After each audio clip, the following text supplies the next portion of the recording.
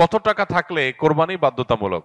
কোরবানি আসলে অনেক ইমামদের মতে ওয়াজিব, সেটা বাধ্যতামূলকই বলা যায়। আবার অনেক ইমামদের মতে কোরবানি করা সুন্নাত। হানাফি মাযহাব অনুযায়ী কোরবানি করা ওয়াজিব। কাদের উপর ওয়াজিব?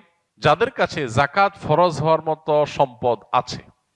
সেটা 1 বছর যদি নাও হয়, সম্পদের বয়স যদি 1 বছর নাও হয়, যাকাত দেওয়ার জন্য 1 বছর বয়স হইতে হয় সম্পদের বয়স, কিন্তু কোরবানির জন্য 1 বছর বয়স হওয়া লাগে না। এটা হলো যাকাত এবং কোরবানির মধ্যে পার্থক্য।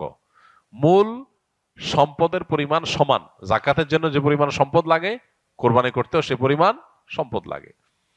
এখন 83 বা 85 গ্রাম, বা আমরা রূপায় ভরিতে বললে 52.5 ভরি রূপার মালিক অথবা রূপা কেনার মতো টাকা কারো কাছে থাকলে তারপরে হজ, তারপরে কোরবানি আবশ্যক বা ওয়াজিব।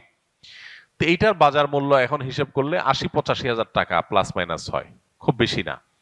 এই টাকা যদি কারোর কাছে থাকে ঋণ মুক্ত, তাহলে সেক্ষেত্রে তারপরে কোরবানি আবশ্যক, তারপরে কোরবানি বর্তাবে।